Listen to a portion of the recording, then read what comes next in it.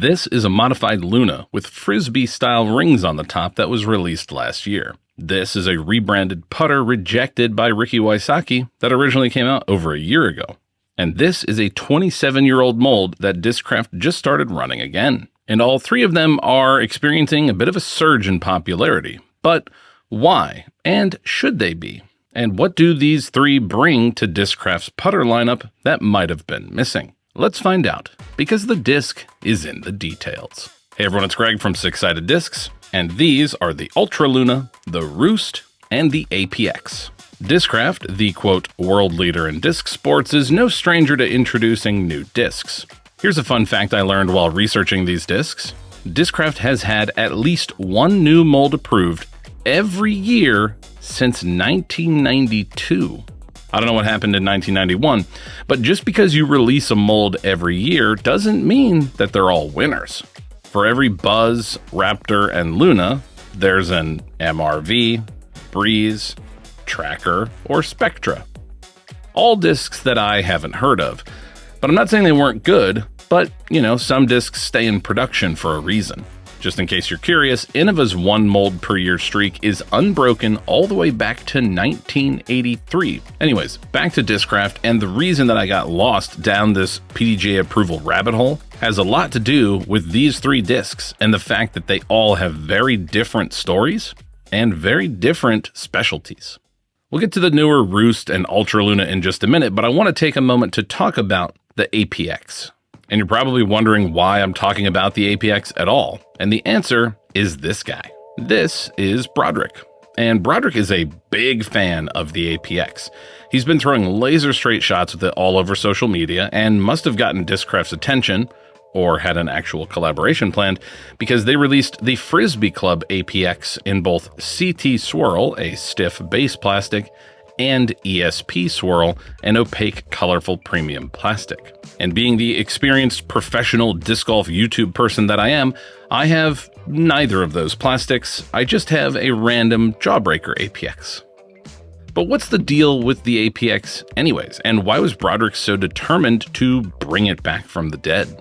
Well, as he showed us, it's super straight. And as we've established on our channel, straight is frankly the most difficult and often most coveted shot in all of disc golf. But is the APX straight for Broderick, or can we get it to fly straight? Well, let's talk about the APX first. It's rated at 22-11, which is one of the ways you can tell it's an older mold, because nowadays you would never rate a putter with 2 glide unless it was an anti-glide approach style disc. The design, though, is interesting. It has a smooth, rounded shoulder, a low parting line, and a small bead. It's a unique combination. How it flew for me is equally interesting, because the APX and I kind of struggled to get along. That probably says more about my ability versus the quality of the disc, and it also probably says a lot about Broderick's ability to throw smoothly. It took me a few throws to get a halfway decent shot, shanking it this way, and that way, and this way again, before I finally found something remotely close to how straight it flies for Broderick.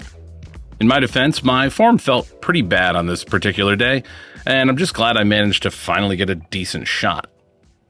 Will I throw the APX again? Probably not, but that's probably because of how much I liked a different disc.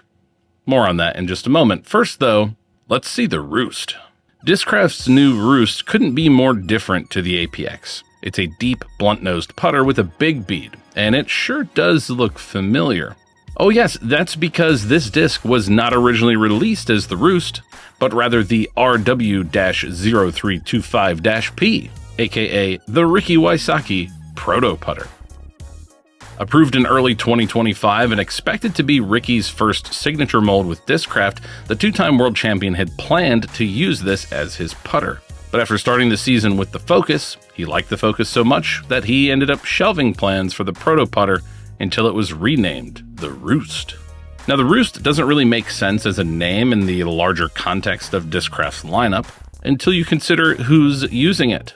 Chris Dickerson. Nicknamed the Robot Chicken, the Roost has been released in a signature version for Chris Dickerson. Prior to the name change, though, we actually took a close look at the Proto Putter in a video all about putter design. One of the reasons the Roost made sense for Ricky is that it's a deep, beaded putter. And Ricky seems to like these big, chunky putters. While he was at Innova, he used the Whale, which is a deep, beaded putter. And at Latitude 64 and Dynamic, he often used the Dagger, a disc with a similar profile. And as you would expect, the Roost is quite similar.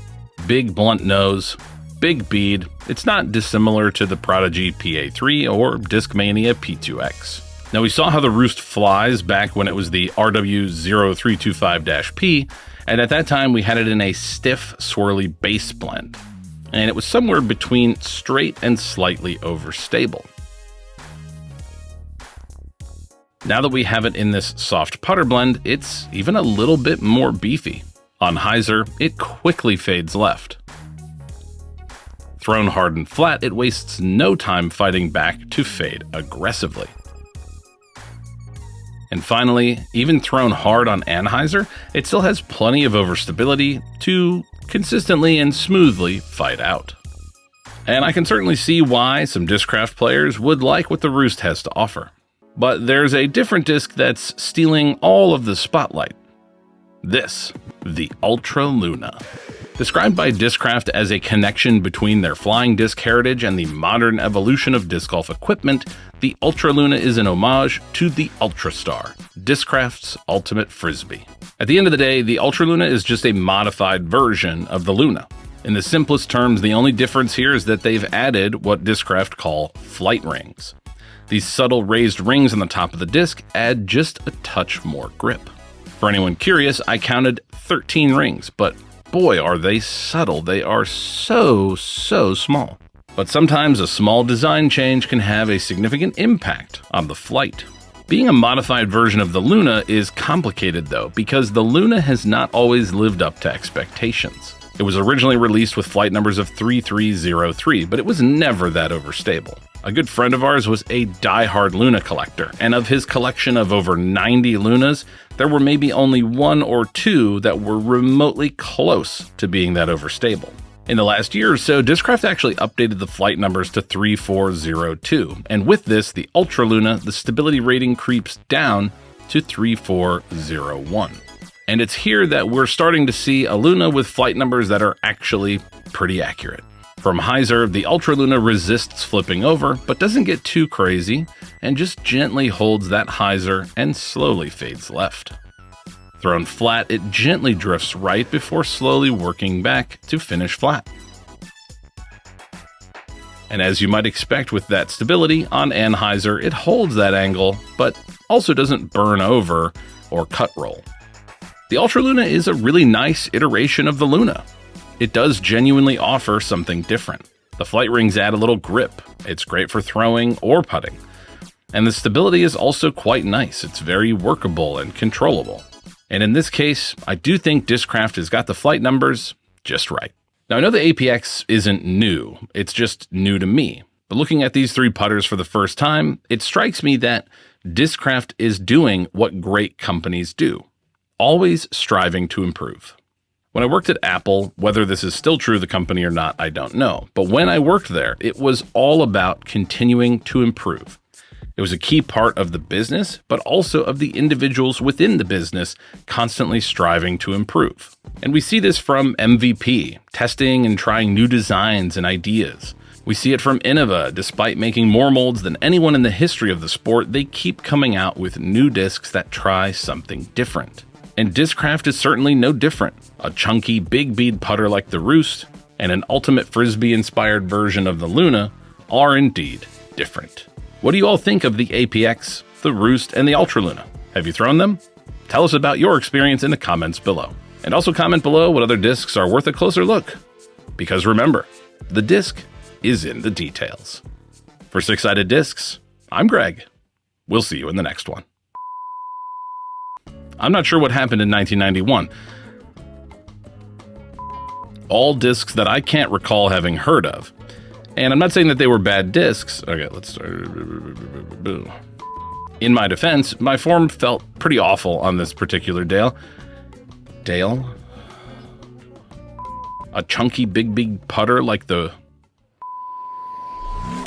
If you like this content and want to see more, please consider liking the video, subscribing to our channel, or becoming a member. Your support makes this content possible.